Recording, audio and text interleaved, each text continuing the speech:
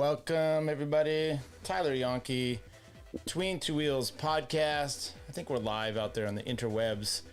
What are we doing? We're going to do a little bit of a breakdown on the Giro. I'm going to try to get back into this a little bit more. Hope everyone's doing good out there. I haven't been all that excited about the Giro yet. And then some things happen along the way. Don't forget to like, subscribe to this. We're going to get things taken care of. Like I said, I'm setting up a Rumble because I want to be able to play some of these videos in highlights, and we'll get there. Okay, so with that in mind, though, no one's in the chat. There we go. The Giro hasn't thrilled me as of yet. Okay. So with that in mind, we're going to walk through some of this stuff, see about some stages. The first four we're going to talk about real quick. And then I thought we would, talk about today's stage a little bit more in detail, and then, at least prelude of some things that are coming up, because we are going to get a little bit of let's take a look here at some decent racing coming up in the very near future. Okay. So, let's go there. There we go. We got some results going on this is stage one. So stage one, we had Mads Pedersen coming out with the win, but what the little bit more excitement that we had from stage one was, well, things didn't go quite as to plan here. There's Mads Pedersen getting the win, but Mikel Landa went down and basically broke his back. So with that in mind, not so good, but some people are immediately out on stage one. And let me see if I could fix this here a little bit more to see. There we go. So stage one, like I said, Mads Pedersen does get the win. It came down to a sprint, and he beat Olaf Koy there. Nice little sprint. So he was the first pink jersey wearer. Derek G, Tymon Aronson, they also got dropped from the lead group. Both pair were losing over a minute on GC. This is my favorite stage now, says Pedersen on television after his win.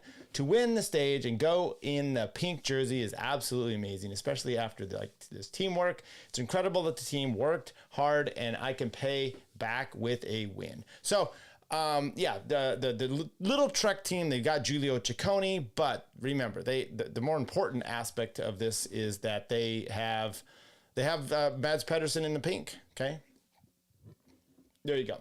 How it happened. I want to take a look at this. I'm sorry. You're like, well, there was a pretty good Cat 2 climb in the middle there. And Little Trek really put the hurt on everybody. Now, this is something, that was Wout, I think, in second place there, not Olaf Koy. I think Wout was the one that went second place. Yeah, Wout was in second place, not Olaf Koy. And, Wout got up and over the mountain. Koy did not. And with that, we have you're kind of hoping, right? But Wout's coming into this thing a little sick.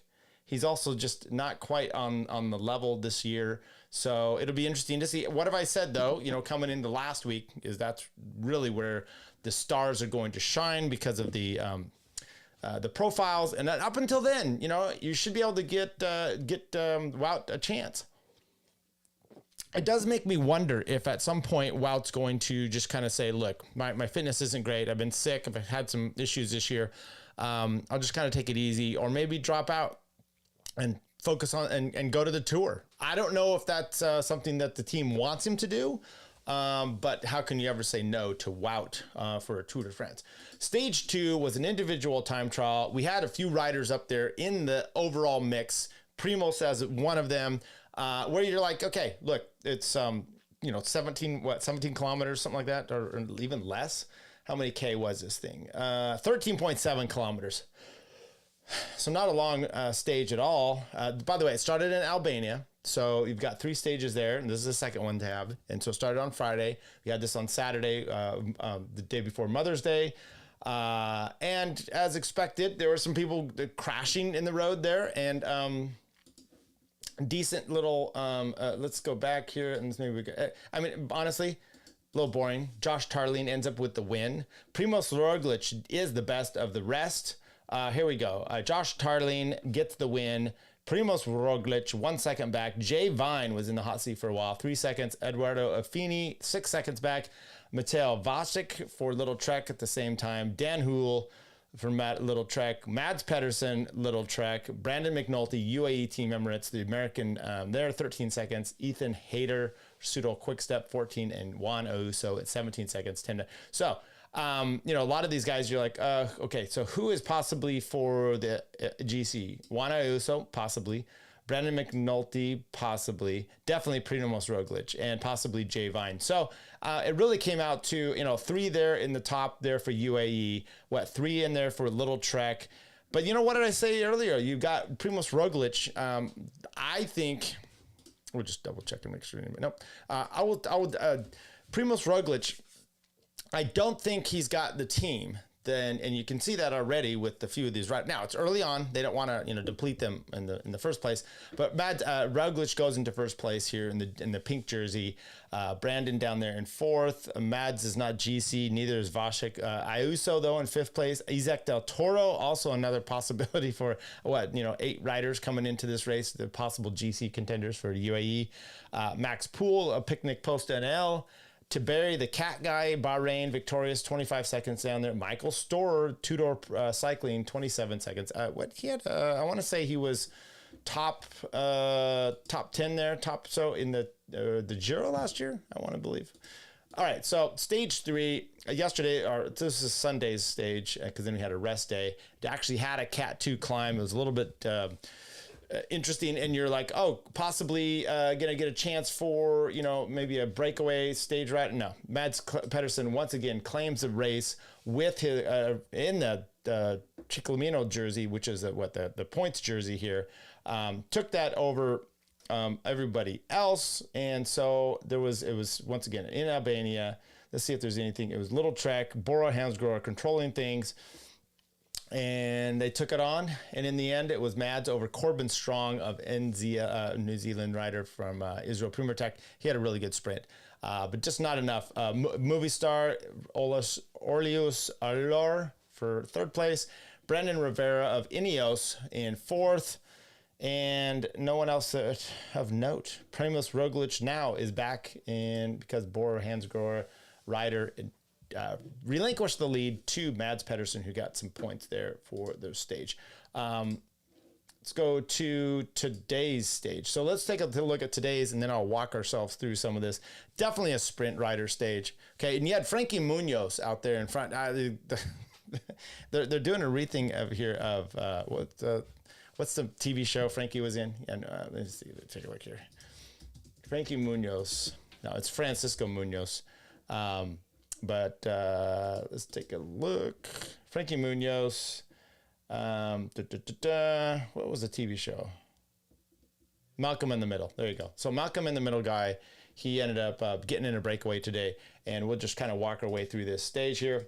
Put this on mute here. There's the route. It's all downhill. It's about 120 miles right from the start. Francisco Munoz takes up off there, said Frankie. There was a sprint early on for some points. I think it was won by Caden Groves, I believe. But then there was another one a little bit later on here at the 103 mark where you actually had the GC riders coming to the fore. And I think Ayuso gets the win over Primož Roglic. You've got Wout back there in the back, but they're coming down into the finish here. They do bring up Frankie Munoz. There you go, 56.6 kilometers to go. They brought him in, and now they're going to be going. There was a few wrecks here and there. Sprint points going along the way. Mads Pedersen gets caught behind a wreck. There's some nasty. Munoz actually goes down after he's caught. Mads Pedersen is chasing back on, and they're coming into the city, and it's really, they're doing some circuits here. And honestly, it really feels like it's, let's see if this is any better. It really felt like it was like a criterium, okay? A lot of roundabouts, a lot of nasty stuff. Giulio Ciccone, it has a mechanical. He's chasing back on. His teammates come back there for him. All good. You know, in the end, there wasn't really any crashing. So it was, you know, as far as the last bits in here, they're coming all down into the last 5 kilometers. That's where the free zones, so to speak. And the teams are lining up for the front. Now, you've got Mads Pedersen. For some reason, he's get pushed in the back. You've got Visva Lisa Bike. They've got Olaf Koy, but, you know, Wout's not doing any lead out for him. It's Affini. You've got Corbin Strong for Israel Primertech. You know, he needs some help up there. Caden Groves for Alpecin de Koenig. He's got the team up there. EF is up there, just kind of keeping Carapaz out of the way. Egan Bernal gets up in the front and does some lead out work for Ineos. It's all just kind of a little bit disjointed. Now, when they're able to stretch some things out, it makes it difficult for the riders or the sprinters, to move up, but it's also more beneficial for you to at least to hold your place. But some of these riders get in the mix and they're kind of doing some weird stuff. In the end here, the last few hundred meters, because there's a lot of twists and turns, Picnic Post NL team comes to the front because if Alpecin de Koenig had already burned their guys off, didn't have enough Garait, and then you had Affini trying to lead out Olaf Koy. Now, Affini gets up here, and then he gets taken over by the Picnic Post NL guys, which is perfectly fine because you need someone else to lead you out just a little bit more because they kind of come around this last corner, and it's going to be about 300 meters to go. But the Picnic guys, they get in the place, and I'm trying to remember. Let's take a look here. I'll get to it. Trying to remember the guy's name. I forgot it. We'll get to it. But he's on the front for Picnic Post. You've got Mads Pedersen over here. Olaf Koy has one of the better kicks, but he gets himself kind of in a bad spot here. Doesn't quite kind of come around, and then tries to come out around the outside about past the Astana rider. But in the end, Picnic Post NL gets the win, and a strong win it is. And let's see, what's his name here? There we go. Casper Van Uden, there you go. Casper Van Uden, Olaf Koy, who made a big resurgence. I mean, if you're looking at that, you're going, oh, Koy, you put him in the right position, or at least a little bit better position, he's easily got this win. So I expect him to get a win in this race at some point because we got still up until stage 7. So we got 5 and 6. Those are still days that can happen. Mads Pedersen in 4th, Zillard for in 3rd there. So we had 1, 2, 3 was that Dutch riders there? Then you got a Danish rider, and then Max Cantor, Caden Groves in 6th, Sam Bennett, Paul Mangier in 8th, and Ben Turner, and then Matteo Machetti, who had been on the ground for Q36.5. Paul Mangier of the Lotto Soudal team, though, he's got his lead out with Luke Lamperti, our local California boy. Very interesting, and that's really what you had today. These guys are young. It was good to see this race in a sense today. And let me see if we can have a little look at what do you got going on tomorrow. There's the stage tomorrow. It's got a few little lumps in it, right? But a sprint, a GPM. All right, there you go. So it's still down over here on the coast. And I suspect you should be able to get, in this one at least, a sprint. If the guys want to do sprints and, let's say Olaf Koy's like, dude, I really want to have it, maybe. But then you look at the profile a little bit more detail, and I don't think so. So this to me is definitely a breakaway day. It's not going to be one for the sprinters. I don't know what that profile was showing there. But this is stage 5, what we have for tomorrow. It's definitely got some lumps in it. I say it's a breakaway. You've got 151 kilometers, so it's a decent day in the saddle, but not too brutal.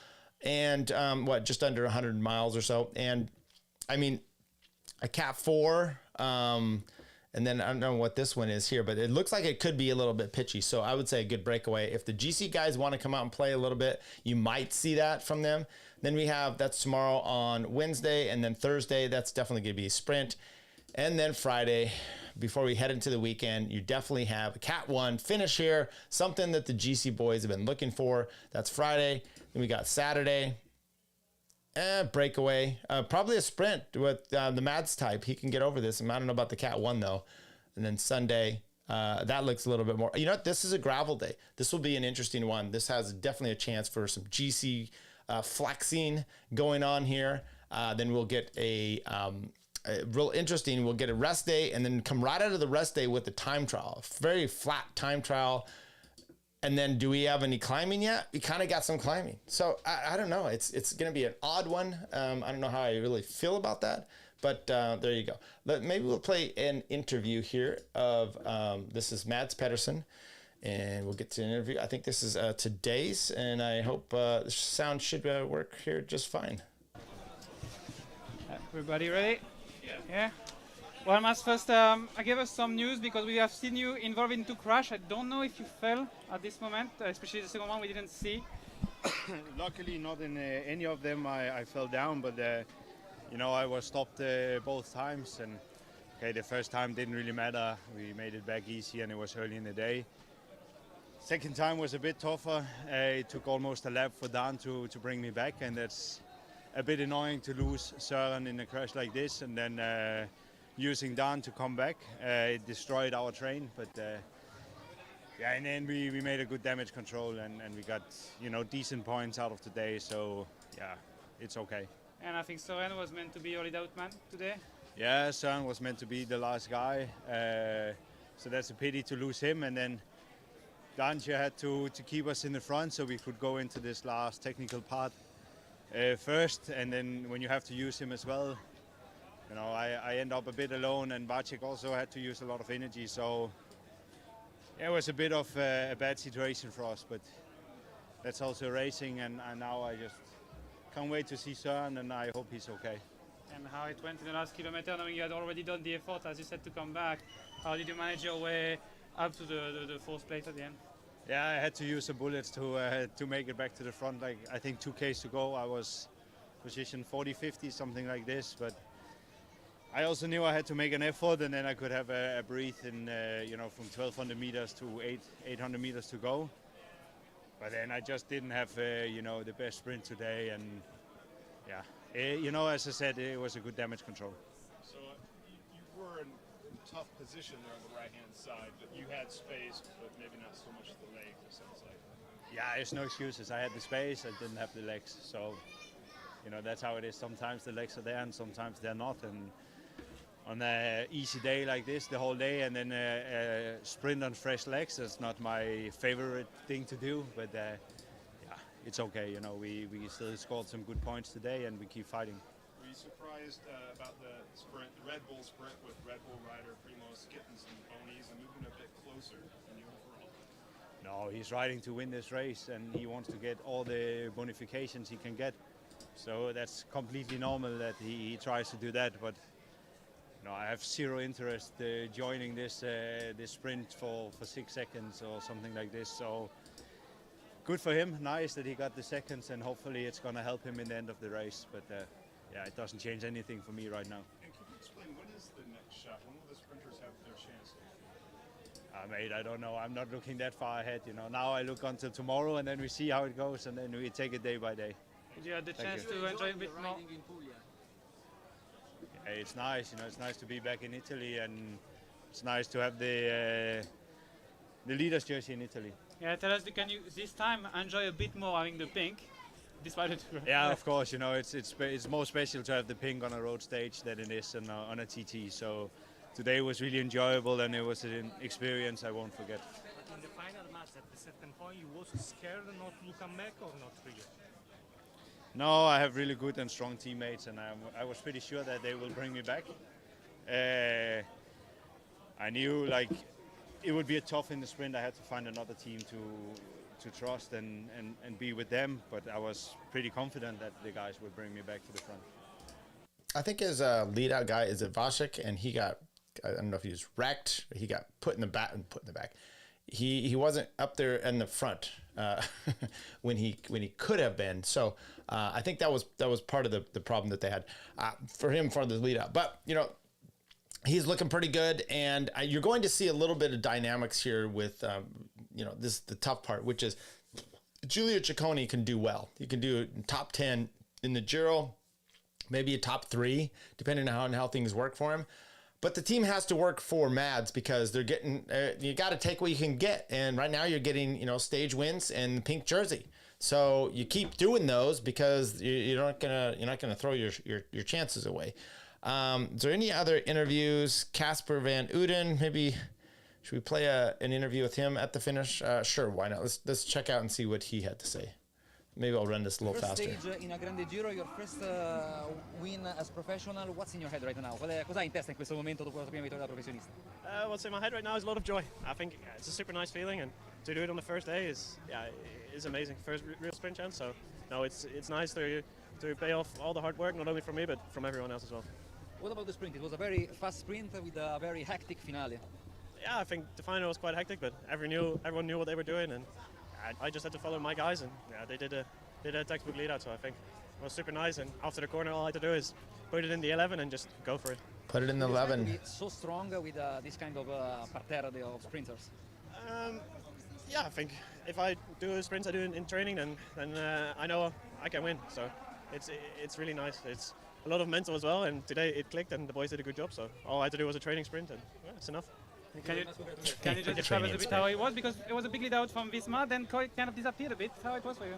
Yeah, I think we did a good job staying in the front the last 10k and the lap before. So we didn't look around too much. We just focused on what we had to do, and I think I lost Brom a little bit, but he found me, and all I had to do was follow him and connect with Niklas and Edmo. And yeah, we did a good job. Brom kept his patience, and he's a super good lead-out guy as well. So I have faith in him, and I follow him, and he drops me off well. And all I had to do is just go for it.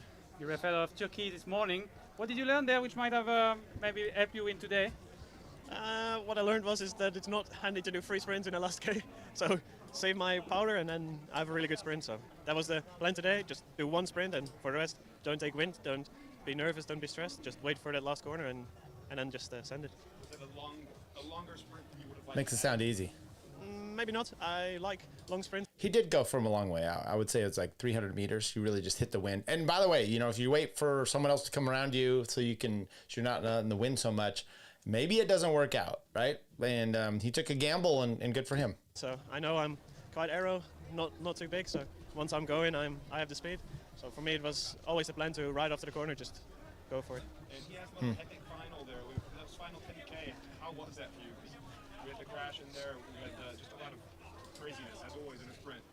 Yeah, to be honest, once you're going in that final, you get a bit of a tunnel vision. So I didn't notice too much, and that's also a good thing because it means the boys all did a really good job keeping me out of that stress, out of the hectic. So yeah, I just focused on them and then focused on being in a good position towards that last corner. When's the next sprint for you sprinters with fast men?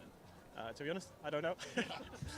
No, we do it day by day, and we don't look too much forward. We just take it as it is, and yeah, and then we'll see.